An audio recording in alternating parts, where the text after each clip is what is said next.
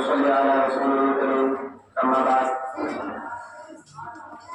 میری عزیز طالبات اور میری بچیوں، سب سے پہلے میں آپ سب کو مبارکباد دیتا ہوں کہ آپ نے اپنی محنت سے اور اپنی جانفشانی سے جس طرح کا پروگرام سجایا اور اس کو کامیاب بنانے کی خوب کوشش کی، اس کے لیے میں آپ سب کو مبارکباد دیتا ہوں۔ میں مبارکباد دیتا ہوں ان طالبات کو جس کا یہاں حصہ رہا، اور ان طالبات کو بھی جنہوں نے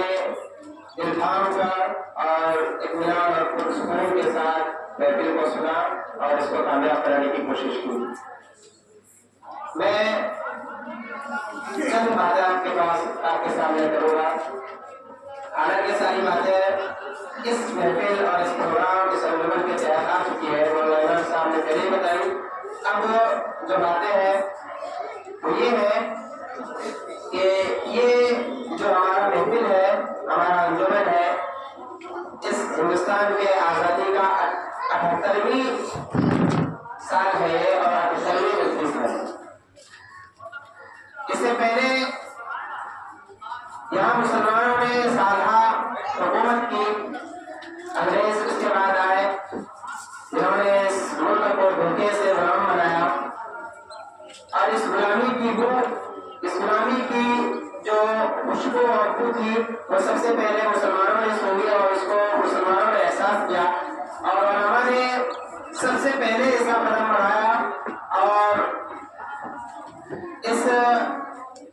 ملک کو آزاد کرنے کے لیے آواز اٹھائی اور انقلاب کا نعرہ بلند کیا۔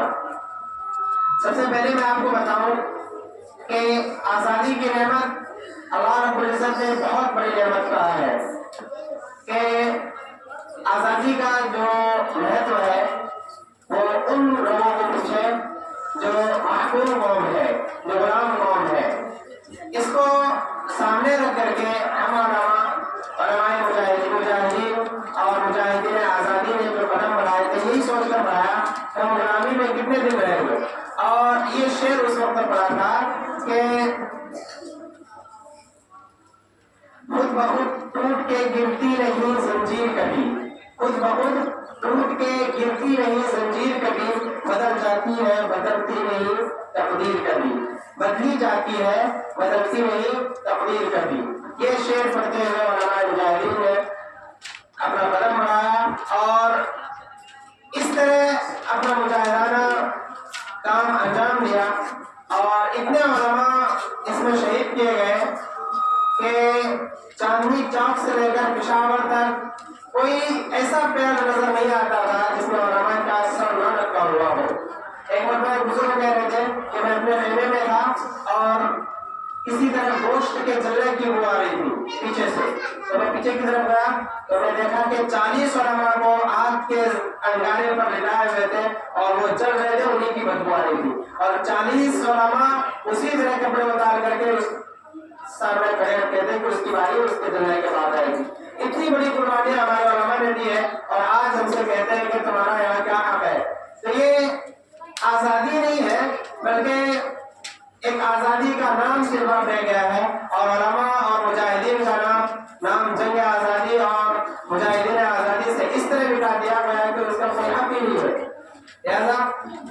اور بھی باتیں ہیں، بہت لمبی چوڑی باتیں ہیں، اس میں آپ لوگ اتنا جانیے کہ ہمارا اس ہندوستان میں پورا حق ہے، ہمارے باپ دادا کا یہاں حق ہے، اور ہمارے باپ دادا نے یہاں قربانیاں دی ہے، اس لیے ہم حق سے یہاں رہتے ہیں، کسی کا احسان نہیں ہے ہمارے اوپر۔ لہٰذا اور بھی باتیں ہوگی بول رہے ہیں، اور میں اپنی بات اسی طرح ختم کرتا ہوں۔